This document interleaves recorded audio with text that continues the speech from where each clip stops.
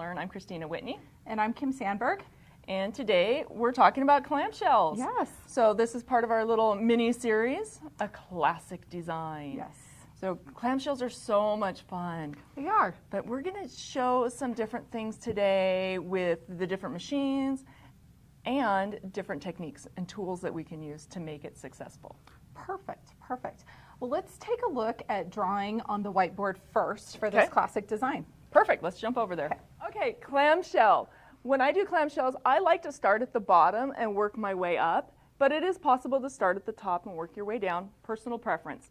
So a clamshell is half a circle, super hard, okay? Let's just now add another half a circle, and another half a circle, and another one. So I finished here.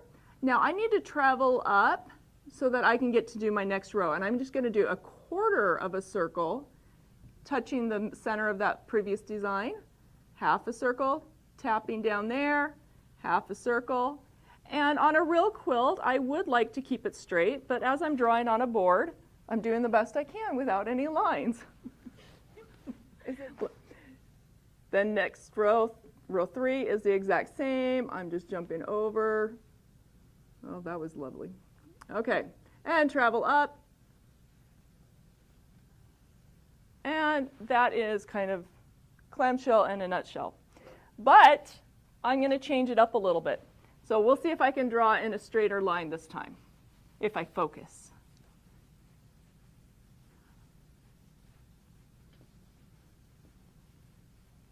Okay. So as I'm coming along, if I wanted to, I could add something inside of that clamshell. So that's just a way that you can mix things up. Coming down.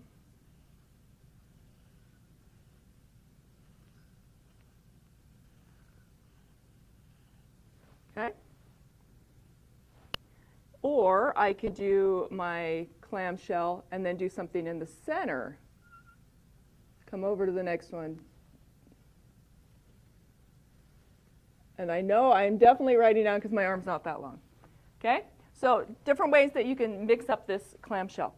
So let's go ahead and we're going to jump over to the the Moxie ST, and we're going to do some stitching with clamshell using rulers.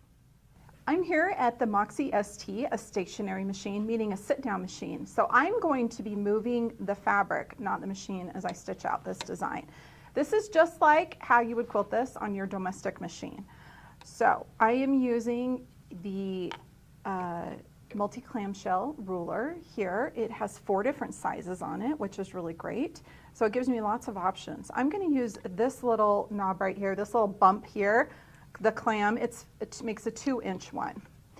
I have also put the Surefoot on here. Now remember, when you are stitching this, you're actually stitching a 1/4 inch away from the edge of this ruler.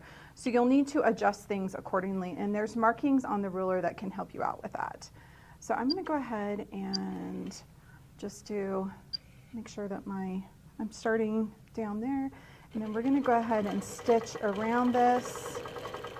Get down here to the bottom, stop, and then I will move the ruler over and go ahead and stitch the next one. Now this is a little bit of a slower process using rulers, but the really great thing is that it is very precise. Okay, from here I'm going to stitch straight up so that I can stitch the 1/4 of a circle that I need to stitch right here. Now I know that I'm going to stitch down to this line that goes across right here. So I need to go up just a little bit so that that is lined up there, and we'll stitch down so that we just touch the top of that previously stitched clam, and then I want to line it up so that that line is right there, and we'll go ahead and stitch around it.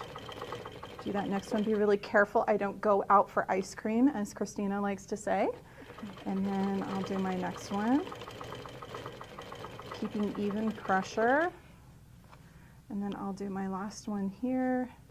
And I'm just going to go to the top of the marking here on the ruler and that's where the edge ends there. So that's how you stitch out a clamshell with rulers. For me, I find that it works best if you start at the bottom and work your way up. And remember, slow and steady definitely wins the race using rulers. All right, let's take a look at stitching on the Amara 20 with free motion. Okay, I am over here at the Amara 20, our frame-mounted machine, and this is the same technique for all frame-mounted machines. I'm going to do a clamshell, but I'm going to use it in a grid. So to mark that grid, I used a full-line stencil. You can use any stencil. You could also just use a ruler and mark whatever increments you needed. But I've got that grid already marked on there for me. Okay, here we go. I've already brought up my bobbin thread and did a little tie-off. You might notice I am using the microfoot, and this gives me really good visibility, especially when I'm doing grid work. So as I'm doing the clamshell, I have to remember that I'm doing a half of a circle. So the width of the circle is twice what the height is going to be. So as I'm working, I'm going to just go up one grid, but I'm going to move over two. So I'm going to aim for this spot up here, and then aim for this spot down here. Okay? Here we go. Oh, that was very circular. Okay? Now here, you'll notice that I am at the point where I just did a quarter of a circle. So I don't have to do that travel line which we did with the drawing and with Kim's. I'm already in position, so I can go ahead and do my next row.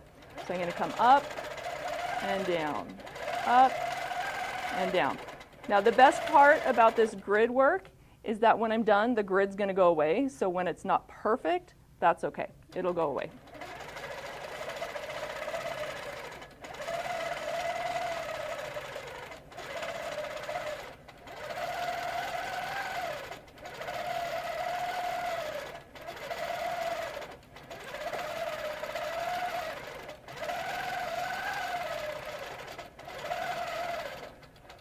Okay, so that grid is at a 1 inch.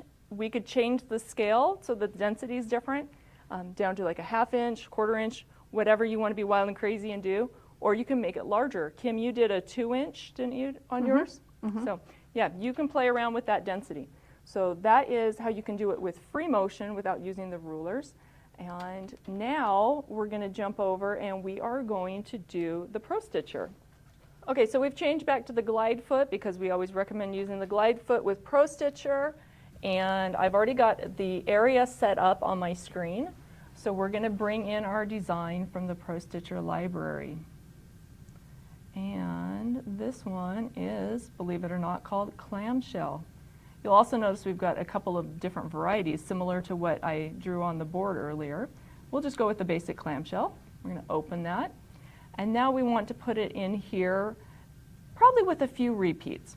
So let's go to the repeat tab, and I'm going to add some more going across, and let's add some going vertical. Oh, that looks lovely. Do you think it's going to fill that whole space? It's a little big. A little big? Okay, let's try something then. First of all, you'll notice that these are kind of echoing each other. They're not offset so that the point is at the top. So I'm going to go into wrap, and I want to wrap my horizontal row 1/2. Okay, so now they're in the position that I want. And I am going to baseline that, make it 1 unit, and then I'm going to just do what I did on the previous design that we did in the last video, where I'm going to skew that into the design. Perfect. Okay? So let's go ahead, baseline to freeze, and Pro Stitcher, quilt, and run.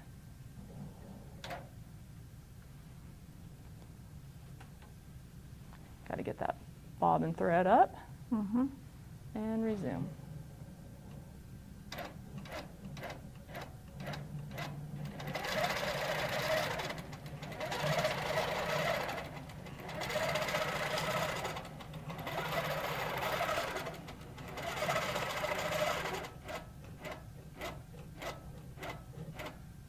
Now you might notice that the half circles aren't really half circles at this point. When I skewed it in, it skewed the design a little bit. So something else that you can do is just resize the design and then crop out the extras that you don't want. So I did one row. Now we're going to go back and it's going to start the next row.